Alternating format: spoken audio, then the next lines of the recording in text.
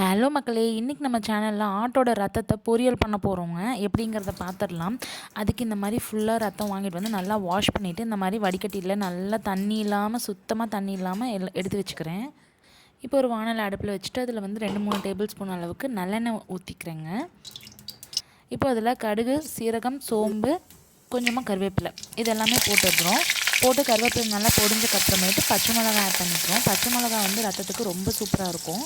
இஞ்சி பூண்டு விழுது ஜீரணத்துக்காக இஞ்சி பூண்டு விழுது ஆட் பண்ணிவிட்டு நல்லா வணக்கி விட்டுடுறோம். பொடிசாக நறுக்கி வச்ச வெங்காயத்தை ஆட் பண்ணிக்கிறோம். ஆட் பண்ணி நல்லா கலந்து விட்டுருங்க.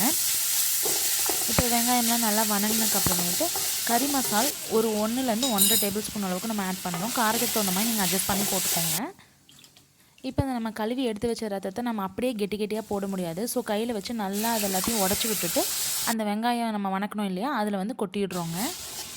கொட்டிட்டு நல்லா இந்த மாதிரி கலந்து விட்டுடலாம். அது பாருங்கள், இப்போவே கொஞ்சம் அங்கங்கே பிளாக் ஆகுது இல்லையா, அது வந்து ரத்தம் வெந்துருச்சுன்னா இந்த மாதிரி தான் ஃபுல்லாமே ஆகும். இப்போ நம்ம ஒரு 5 மினிட்ஸ் போல் தண்ணியெல்லாம் எதுவுமே ஊற்றாமல் மூடி வச்சிடணும். இப்போ பாருங்கள், 5 மினிட்ஸ்க்கு அப்புறம் அதுவே கொஞ்சம் தண்ணி விட்டுருக்கு தெரியுதுங்களா, அந்த மாதிரி ஆகி நல்லா பிளாக்கிஷாக ஆகிடும் அந்த ரத்தம். இதில் தண்ணியை நம்ம கொஞ்சம் கூட ஆட் பண்ண தேவையில்லைங்க. அதுவே கொஞ்சம் தண்ணி விடும் இல்லையா, அந்த தண்ணி தான் இதில் இருக்குது. அது எல்லாமே ட்ரை ஆகிற வரைக்கும் நம்ம வைக்கணும் அடுப்புலையே தான். அதே போல் அதுலேயே கடையில் உப்பு போட்டு தான் வச்சுருப்பாங்க. ஸோ நம்ம உப்பு வந்து கடைசியாக நம்ம டேஸ்ட் பண்ணி பார்த்து தான் ஆட் பண்ணணும். இப்போ அது நல்லா தண்ணி எல்லாமே ட்ரை ஆகிடுச்சு. ஸோ அது எல்லாத்தையும் ஓரமாக ஒதுக்கிட்டு நடுவில் கொஞ்சம் எண்ணெய் விட்டு அதில் நான் முட்டையை வந்து ஊற்றிக்கிறேன். முட்டை வந்து இதோட கலந்து சாப்பிடும்போது ரொம்ப சூப்பராக இருக்குங்க. அதோட நமக்கு வந்து கொஞ்சம் குவான்டிட்டியும் வந்து அதிகமாக வரும். வீட்டில் வந்து கொஞ்சம் நிறையா வச்சு சாப்பிட்றோம் அப்படின்னாக்கா முட்டை இதில் ஆட் பண்ணிக்கிட்டோம் அப்படின்னா டேஸ்ட்டும் நல்லாயிருக்கும். நமக்கு வந்து குவான்டிட்டியும் கொஞ்சம் அதிகமாக வரும். நான் இன்றைக்கி வந்து 3 முட்டை ஆட் பண்ணியிருக்கேன்.